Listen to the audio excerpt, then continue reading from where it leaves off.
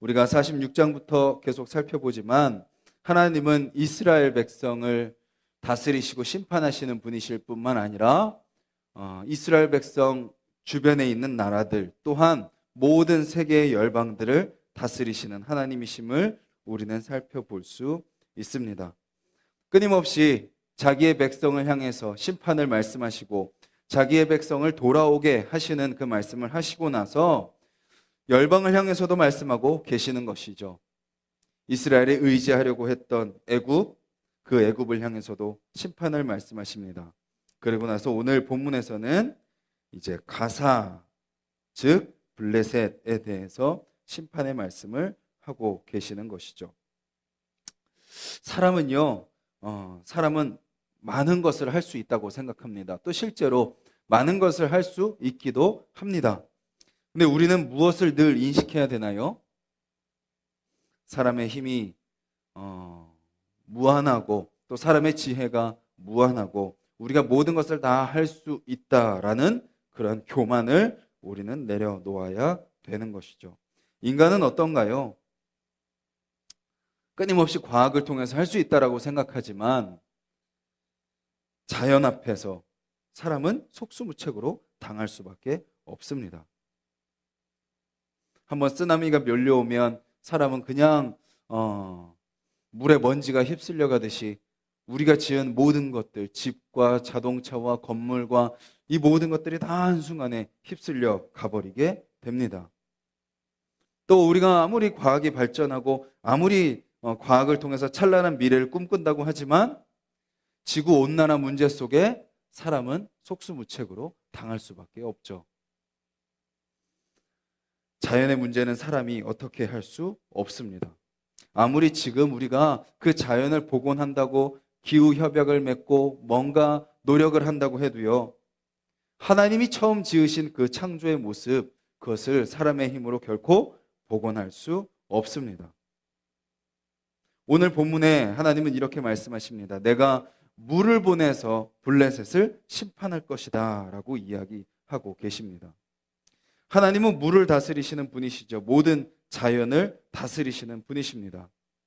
사람은 어찌할 수 없는 그 자연을 하나님은 다스리셔서 블레셋 사람을 향해서 심판을 하시겠다라고 말씀하고 계시는 거죠. 그 하나님의 심판 앞에 사람이 할 수 있는 것은 무엇인가요? 막아설 수 있을 것 같고 대적할 수 있을 것 같다고 생각하지만 사람들이 할 수 있는 것은 부르짖는 것밖에 없다라는 것입니다. 또 하나님은 소리를 통해서 이스라엘 백성을 심판하십니다. 직접 치지 않으셔도, 직접 어떤 물리적인 힘을 가하지 않으셔도 소리만으로도 하나님은 이스라엘 백성, 또 블레셋 사람, 애굽 백성, 열방을 두렵게 하시는 분이시죠. 그 소리 앞에 사람은 손맥이 풀려서 두려워할 수밖에 없는 것입니다.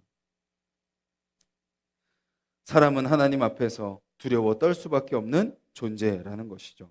그럼 하나님은 왜 그렇게 블레셋을 심판하시나요? 오늘 본문에는 블레셋의 죄가 드러나 있지 않습니다. 하지만 우리는 잘 알 수 있죠. 애굽을 향해서 하신 말씀처럼 오늘도 똑같이 블레셋에게 심판을 말씀하고 계시다면 그들 역시 하나님을 의지하며 살아가는 삶이 아니라 자기의 힘을 의지하며 살아가는 교만의 죄를 짓고 있었다는 것을 잘 알 수 있습니다. 그리고 그들 역시 하나님을 사랑하며 하나님 앞에 모든 삶을 맡기는 것이 아니라 자기 자신을 사랑하고 세상의 어떤 가치를 사랑하며 살아가는 삶이라는 것을 우리는 잘 알 수 있는 것이죠.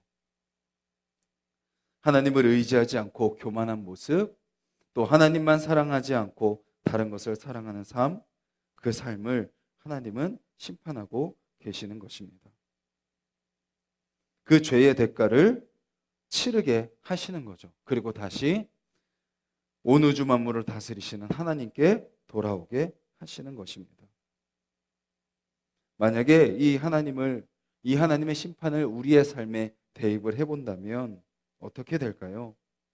만약에 우리가 짓고 살아가는 그 모든 죄에 대한 대가를 하나님이 우리에게 치르게 하신다면 우리는 어떻게 될까요? 우리가 만약에 바벨론과 블레셋과 또 이스라엘이 당하는 그 심판을 우리도 치러야 된다면 우리는 아마 이 자리에 지금 있을 수 없을 것입니다.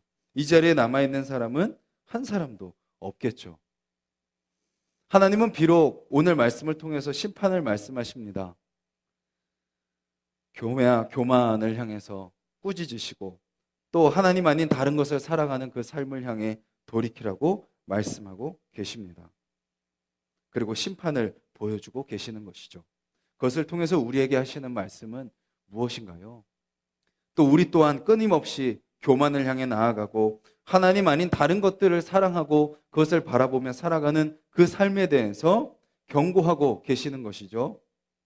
내 생각과 내 계획과 어떤 나의 판단으로 살아가고자 하는 그런 모습들을 하나님은 경고하고 계시는 것입니다.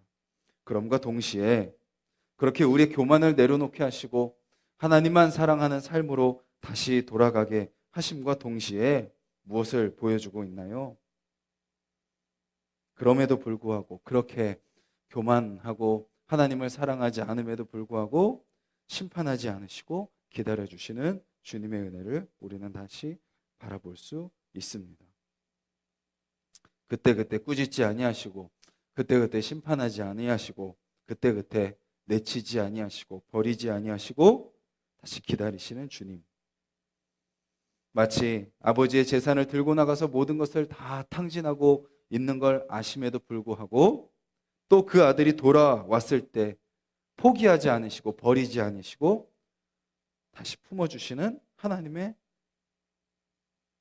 그 사랑을 우리는 또 오늘 본문을 통해서 느낄 수 있는 것이죠. 우리는 끊임없이 나 스스로 나의 삶을 망가뜨립니다. 오늘 본문도 이렇게 표현하고 있죠. 5절에 보면 뒷부분에 내가 내 몸 배기를 어느 때까지 하겠느냐. 우리 인생의 고난, 우리 인생의 또 환난, 어려움들, 그것은 대부분 다 보면 누가 자초하나요? 우리 스스로 자초하는 모습들이 얼마나 많은지 모릅니다. 아니, 하나님이 심판하시기 전에 우리 인생 가운데 나의 잘못된 선택, 나의 교만된 모습, 나의 그릇된 생각들, 그것으로 인해서 이미 나 스스로 나의 삶을 곤란하게 만들고 있는 것이죠. 하나님이 심판하시기 전에 우리의 교만과 우리의 어리석음이 또 세상의 것을 사랑하는 그 잘못된 우리의 사랑으로 말미암아 우리는 이미 우리 스스로를 심판하고 있는 것을 보게 되는 것입니다. 그때 우리는 무엇을 깨달아야 되나요? 나의 어리석음과 나의 연약함을 통해서 우리 스스로를 의지할 수 없다는 것을 우리는 속히 깨닫고 또 우리가 사랑하는 세상의 가치들, 우리가 붙드는, 우리가 의지하는 세상의 것들 아무것도 아님을 깨닫고 우리는 하나님만 의지하며 바라보며 살아가야 된다라는 것입니다. 오늘 본문에도 표현하죠. 두로와 시돈에 남아있는 바 도와줄 자.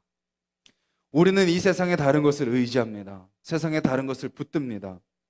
또 그것을 통해서 쾌락을 얻으려고 하고 그것을 통해서 위로를 받으려고 합니다. 그것을 통해서 즐거움을 누리려고 하죠. 그런데 그것은 다 한순간 지나가는 것들 뿐입니다. 그냥 잠깐 우리에게 힘을 줄 수 있고 위로할 수 있고 우리에게 무언가 다시 소망을 주는 것처럼 보이지만 그것들도 다 부질없이 한순간 지나가는 것들 뿐입니다. 우리가 돌아가야 될 것은 오직 하나님 품 안일 뿐인 것이죠. 오직 하나님께로만 우리는 돌아가야 그 안에서 진정한 쉼을 누릴 수 있습니다. 그 하나님 안에서 우리는 진정한 위로를 누릴 수 있습니다. 그 하나님 안에서 우리는 진정한 자유를 누릴 수 있습니다. 심판을 이야기하시지만 그 심판을 통해서 우리를 깨끗게 하시는 하나님을 바라볼 수 있어야 되고 심판을 말씀하시지만 그 심판하지 않으시고 끝까지 기다리시는 그 주님, 그리고 우리가 이미 예수님을 통해서 바라볼 수 있는 것처럼 우리가 받아야 될 그 모든 심판을 대신 그 참혹한 십자가에서 받아주신 예수 그리스도, 그 예수님을 통해서 우리가 받아야 될 그 모든 심판이 다 예수님께 다 쏟아졌고 그 심판을 받으신 그 예수님을 통해서 우리는 더 이상 그 어떤 심판 가운데 나아가지 않음을 우리는 다시 믿음의 눈으로 바라보아야 된다라는 것이죠.